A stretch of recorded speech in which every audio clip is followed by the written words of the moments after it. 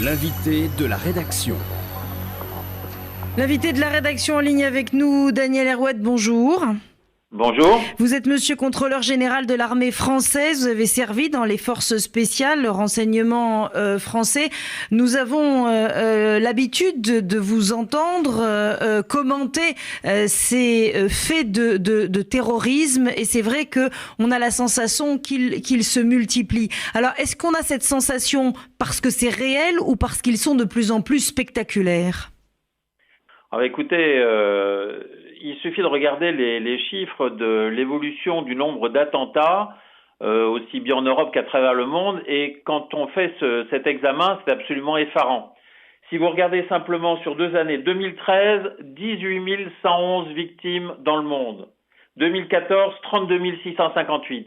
Et ça ne fait qu'augmenter. Vous voyez, c'est quasiment un doublement chaque année, ce qui est absolument effarant. Quand on compare aux années 90 ou 2000 où il y a eu pourtant des attentats, on se rend compte que là, non seulement le nombre de victimes augmente, mais la cartographie de ces attentats se répartit à travers le monde en fait. Alors justement, est-ce qu'il y a un lien logique entre tout ça? C'est-à-dire, est-ce qu'il y a à la tête de Daesh, puisque l'attentat de Bruxelles, comme les attentats de Paris avaient été revendiqués par Daesh, est-ce qu'il y a quelqu'un qui décide que la cible, c'est l'Europe, qu'il faut d'abord taper sur Paris, ensuite sur Bruxelles, peut-être demain sur Londres? Est-ce qu'il y a une logique terroriste ou pas? Alors, la logique, elle existe, mais elle n'est pas administrative. C'est-à-dire qu'il n'y a pas une structure hiérarchique avec le chef au sommet, les sous-chefs qui obéissent, etc. On est plutôt dans ce que j'appellerais moi la notion de mouvement. On est dans un mouvement. Vous savez, ces mouvements qui fascinent, comme on a pu voir dans les années 30, la fascination d'abord pour le fascisme, puis pour le nazisme, qui arrive sur un terrain complètement irrationnel. Et là, qu'avons-nous devant nous? Eh bien, nous avons devant nous un monde, disons, qualifions globalement d'arabo-musulman, fortement islamisé. Et alors, on pourrait inclure là-dedans les Perses, qui ne sont pas du tout arabo-musulmans, mais dont la révolution de 79 a été quand même un des grands facteurs déclenchants de cet islamisme radical qui s'est réparti à travers le monde, même si l'islam d'Iran est chiite, et l'islam auquel nous avons affaire aujourd'hui principalement est sunnite, mais en fait il y a eu ce grand mouvement qui s'est enclenché en fait comme une réaction contre le monde occidental. Et c'est en fait le monde occidental qui est la cible aujourd'hui. Les deux frères qui ont commis ou qui ont participé en tout cas aux attentats d'hier auraient un lien avec les attentats de Paris. Est-ce qu'on peut imaginer qu'il s'agit d'un groupe, d'un commando? Alors là aussi, il ne faut pas trop rationaliser les choses, mais il est évident qu'il s'agit d'une organisation, qu'elle soit sui generis ou pas. C'est-à-dire, si elle n'est pas sui generis, c'est qu'elle a été d'une certaine manière encouragée, incitée, soit directement par des ordres émanant d'al-Baghdadi, soit simplement du fait d'une filiation entre gens qui sont allés en Syrie, qui se sont connus là-bas pour certains, qui ont décidé de revenir pour porter le fer en Occident et qui ont utilisé sur place un terreau amical dans les milieux salafistes, bien évidemment, mais où les gens mêlent en définitive des amitiés d'enfance avec le partage de cette fascination pour ce que j'appelle du nazisme vert, quoi, c'est-à-dire ce nouveau fanatisme qui est censé tout gommer sur son passage et qui, d'une certaine manière, agit un petit peu comme une espèce de psychanalyse pour gens perdus, pour ces gens qui ont une espèce de mal-être à la fois civilisationnel, personnel, tout mélangé, et qui, d'une certaine manière, pensent qu'à travers l'action radicale, eh bien, ils pourront régler d'un coup de baguette magique tous leurs problèmes. Vous écoutez RCJ, Daniel Herouet est notre invité, contrôleur général de l'armée française qui a servi dans les forces spéciales, le renseignement français. Une question, Daniel, de Annette Lévy-Villard. Oui, bonjour. Bonjour. Justement, on voit avec l'arrestation et l'identification de ce petit réseau que c'est un groupe qui a fait à la fois le 13 novembre, en particulier les frères Abdeslam et les attentats du 22 mars hier à Bruxelles. Est-ce que finalement c'est pas un petit groupe parce que ces gens-là étaient opérationnels ensemble pour ce type d'attentat? Ça fait plutôt petit groupe que grande organisation. Alors là, effectivement, on voit qu'il y a un lien organique entre les individus, hein. Ce sont des gens qui se connaissent, ce ne sont pas des agents, comme on dirait, dans une organisation étatique, qui ont été mis en place pour une mission, etc. Il est vrai que ceux-ci se connaissent et que toutes les connexions que nous découvrons, chemin faisant, à travers ces attentats, eh bien, le mettent en évidence. Mais il n'empêche que il y a quelque temps en Tunisie, à Sousse, au Bardo, il y a eu des attentats et ça n'était pas les amis de ce groupe qui sévit depuis le 13 novembre. Ce n'étaient pas les amis des frères Kouachi, etc., et des autres qui ont commis d'autres attentats, ni des amis de ceux qui ont fait les attentats aux États-Unis à San Bernardino, ni au Danemark, etc., etc. Vous voyez. Donc en fait, on est un petit peu dans une situation, si on veut prendre une image médicale, où on aura un cancer et des métastases, quoi. Hein. Le cancer central étant en Syrie, autour d'Al-Baghdadi avec Daesh et l'État islamique. Et puis à travers le monde, eh bien, il y a toutes ces métastases qui sont en définitive des lieux où des gens se retrouvent tout à fait dans le message sans foi ni loi d'Al-Baghdadi, qui adhèrent totalement à cette capacité, cette possibilité qui leur est offerte de faire des choses inouïes sans aucune espèce de limitation morale. Tout est autorisé, ça c'est quand même extraordinaire si vous voulez, hein, ce qui est quand même une grande difficulté d'ailleurs pour les services de police, de sécurité, etc., qui sont chargés de lutter contre, parce qu'on a en face de nous des gens pour lesquels il n'y a aucune espèce de limite. Alors quand on se bagarre, nous, pour savoir s'il faut des choix de la nationalité ou pas, etc., en face, j'imagine un immense éclat de rire, vous voyez. Alors, oui, mais à ce stade dont vous parlez, c'est qu'à chaque fois, il semble qu'ils recrutent justement des locaux, que en Tunisie, c'est des Tunisiens, en France et en Belgique, c'est des Français et des Belges. Donc, à chaque fois, ils s'appuient sur des islamistes ralliés à la cause, mais qui sont des nationaux. Ben, c'est le principe du poisson dans l'eau, hein, que beaucoup de mouvements terroristes n'ont pas réussi à mettre en œuvre dans le passé. Hein, je pense à Action Directe, Fraction Armée Rouge, etc., parce qu'il n'y avait pas de soutien populaire. Là, le problème, si vous voulez, c'est que si on prend simplement la France, le Premier ministre a annoncé il y a quelques jours qu'il y avait en France 2000 djihadistes salafistes, c'est-à-dire des combattants, hein, des gens qui sont prêts à faire ce qu'ont fait les gens qui ont perpétré les attentats d'hier. Mais il y a également 10 000 personnes fichées S pour salafisme, c'est-à-dire des gens qui sont idéologiquement extrêmement sympathisants et qui peuvent constituer ce terreau d'accueil, ce terreau de soutien, ce terreau logistique qui permet aux équipes destinées à l'action de mener leurs actions précisément. Et c'est ça qui est particulièrement redoutable, parce qu'au bout du compte, vous prenez n'importe quel pays touché par ce genre de phénomène, eh bien, il n'est plus possible aujourd'hui d'identifier l'ennemi, l'adversaire, parce qu'il n'y a pas d'uniforme, etc. Et même le voisin de palier, peut être un ennemi potentiellement. Donc imaginez l'effet destructeur sur la société. Mais c'est comme le Hezbollah finalement.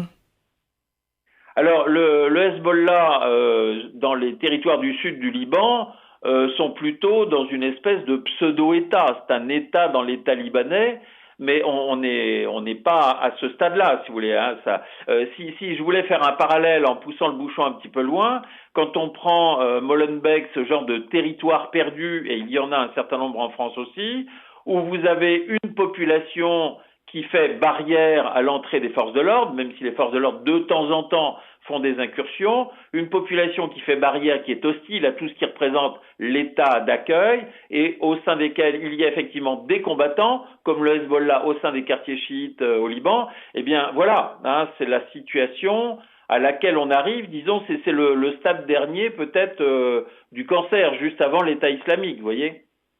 Mais justement, par rapport à ces poissons dans l'eau, comment est-ce qu'on retire l'eau autour des poissons?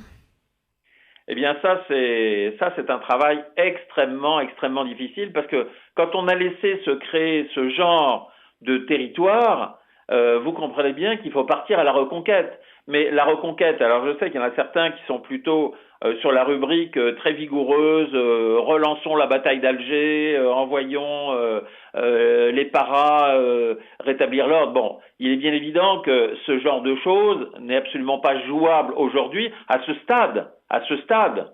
Mais ce qui est important, c'est de reconquérir ces territoires. Et là, je peux vous dire qu'il faut développer de l'ingénierie. Il faut développer de l'intelligence à la fois politique, technique, sociale, parce que, imaginez, on ne peut pas voir arriver au petit matin 10 000 agents de l'État dans tel quartier particulièrement chaud, avec des policiers, des acteurs sociaux, etc. Ça serait ressenti comme une véritable invasion, sans compter que ça perturberait considérablement les gangs qui contrôlent ces quartiers et qui font leur trafic. Donc ça se traduirait ipso facto par une confrontation militaire, je dirais, c'est-à-dire avec des tirs aux armes de guerre, etc., comme on l'a vu dans certains quartiers, dans Marseille-Nord, etc., on a déjà vu ce genre de choses. Donc là, ces territoires perdus de la République, par lâcheté depuis des décennies, alors là, j'ai essayé de regarder la filiation de cette perte des quartiers, mais elle remonte à très loin en définitive.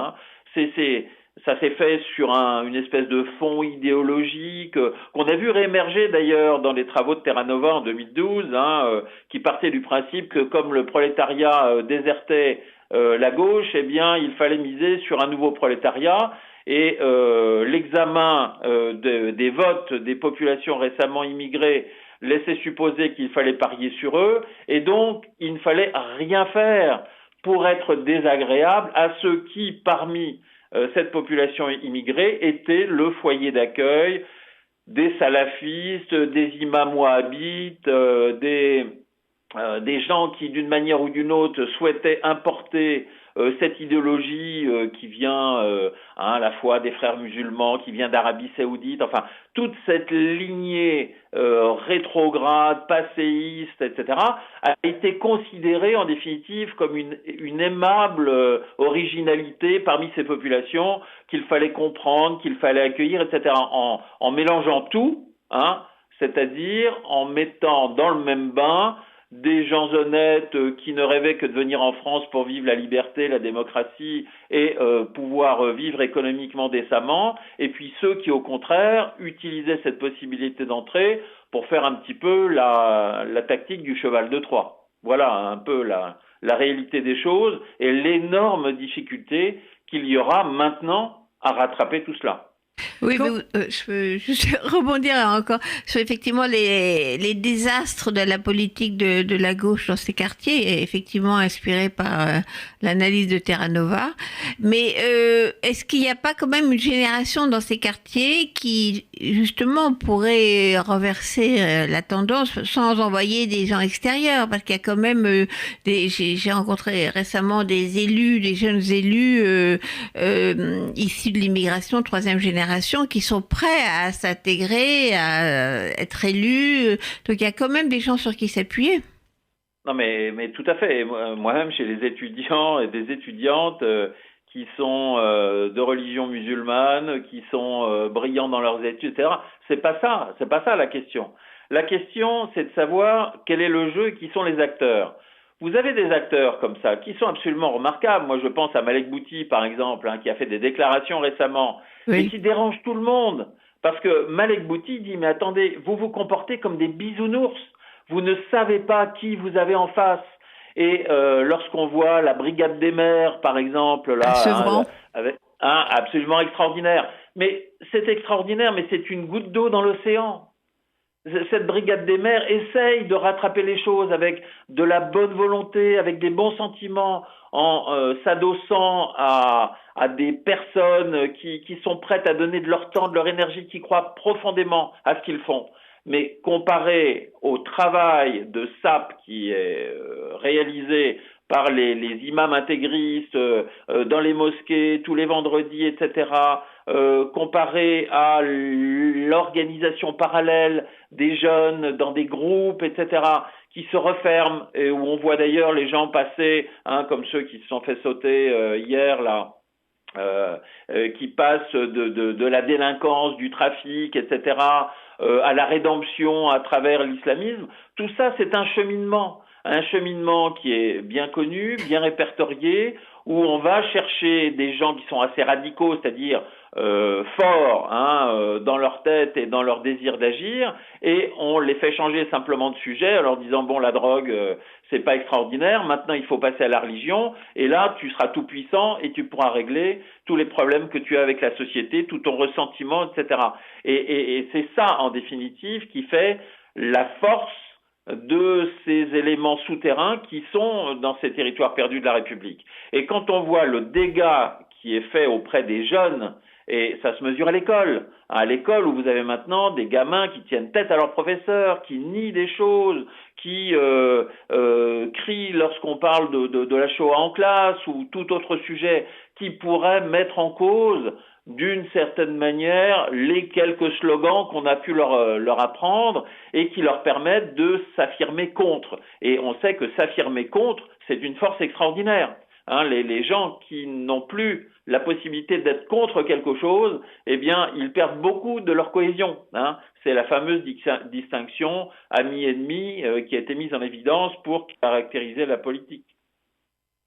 Alors, et si l'État islamique perd la guerre, ou du moins doit vraiment reculer en Syrie et en Irak, est-ce que ça va quand même pas affaiblir cette montée islamiste dans nos territoires perdus? Le problème, c'est que, vous voyez, on regarde ça toujours avec un regard classique, c'est-à-dire, il y a un État islamique, c'est donc il y a un territoire, une population, donc on fait comme en 1945, on envahit l'Allemagne, on envahit la Syrie, on élimine Daesh, et il n'y aura plus de nazisme, il n'y aura plus de salafisme ou de djihadisme salafiste. Ce n'est pas comme ça que les choses fonctionnent là maintenant. C'est-à-dire que le territoire de l'État islamique, c'est un territoire provisoire, mais on parle de possibilité de déplacer l'État islamique en Libye. D'ailleurs, il y a eu un certain nombre de rumeurs à ce sujet, et il y a une forte implantation de Daesh, d'ailleurs, dans le centre de la Libye. Et si ça n'est pas en Libye, ça sera peut-être dans le nord du Nigeria ou dans la bande sahélo-saharienne. Il n'y a pas de limite au califat, parce que justement, cette notion de califat, c'est le califat, c'est quelque chose qui souhaite se superposer à l'Oumma en définitive, la communauté des croyants. Et le califat idéal pour al-Baghdadi, ça serait 100% de l'Oumma dans le califat, vous voyez. Donc tout le territoire de l'Oumma, potentiellement, peut devenir le centre de cette espèce de pieuvre, la tête de l'espèce de pieuvre qui répartit ses bras un peu partout dans le monde pour frapper de manière à faire évoluer les sociétés ou la société mondiale vers quelque chose qui se rapproche de l'islam intégral.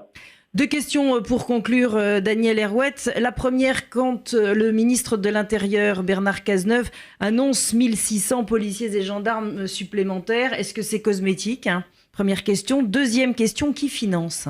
Parce que en marge de toutes ces opérations, il y a bien des sources de financement. Qu'est-ce que c'est ? Est-ce que c'est la drogue ? Est-ce que c'est la prostitution ? Est-ce que c'est cet argent sale dont on parle et qui serait finalement peut-être le cœur du problème ? Alors, concernant les annonces d'effectifs, un gouvernement ne peut pas dire, il y a des attentats, mais nous travaillons comme d'habitude. Ça n'est pas possible psychologiquement, même si ça serait probablement assez justifié, parce que on ne le voit pas. Il y a beaucoup de gens qui sont au travail. Il y a beaucoup de choses qui sont découvertes, il y a beaucoup de menaces qui sont écartées, identifiées, etc. Mais qu'est-ce qui est important dans l'immédiat ? C'est d'entraver les mouvements dans un premier temps. Il faut rendre tout déplacement, tout mouvement le plus difficile possible. Les déplacements transfrontalières. Actuellement, on sait très bien que Frontex marche mal, donc c'est pour ça d'ailleurs que les États rétablissent des semblants de frontières régulièrement pour contrôler les flux. Il faut gêner la fluidité des mouvements. Ça c'est très important, que ce soit par moyen aérien, par moyen routier, etc. Bon. À côté de ça, effectivement, il y a pour financer toute cette activité, d'abord, pas des sommes énormes, parce que pour chacun des attentats, il était possible de constater qu'avec quelques dizaines de milliers d'euros, parfois empruntés d'ailleurs dans des banques, il était possible de financer l'activité. Alors, Tracfin travaille déjà beaucoup sur les flux financiers. Il est certain qu'il faut faire le maximum pour assécher les réseaux, en définitive. Ce qui est important, vous savez, c'est comme pour tout organisme vivant. Quand vous arrêtez d'arroser vos bégonias, les bégonias tournent du nez. Bon, eh bien, les réseaux, il faut absolument essayer de les assécher, c'est-à-dire de les couper à la fois des flux qui les animent, des flux d'armes, des flux d'argent, des flux d'hommes également, des flux d'informations, quand il est possible d'aller chercher dans le dark web la recette pour fabriquer une bombe, eh bien c'est facile pour des auto-radicalisés de fabriquer l'outil de leur attentat, vous voyez. Donc il faut véritablement dévitaliser, c'est ça le travail important, et ça repose à la fois sur beaucoup de renseignements de terrain, sur des techniques qui s'appliquent à tous les domaines. Il ne faut pas laisser un trou dans le gruyère, justement. Il ne faut pas que ce soit du gruyère, précisément. Donc, il faut intervenir sur Internet, il faut intervenir dans les milieux bancaires, il faut intervenir sur les flux humains, sur le contrôle des gens qui entrent et qui sortent du pays, etc. Et ça, c'est un travail absolument énorme. Mais ça, c'est du court terme, si vous voulez. Mais le problème, c'est qu'on est toujours dans le court terme et on suit toujours l'adversaire. Le lendemain de l'attentat, on dit bon allez, on va en rajouter une petite couche.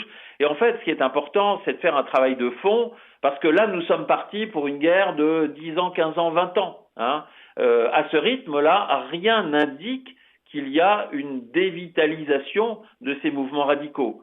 Donc il faut faire un travail de fond. Et le travail de fond sur le territoire, eh bien, c'est reconquérir tous les territoires perdus. Et puis surtout ne pas jouer les apprentis sorciers.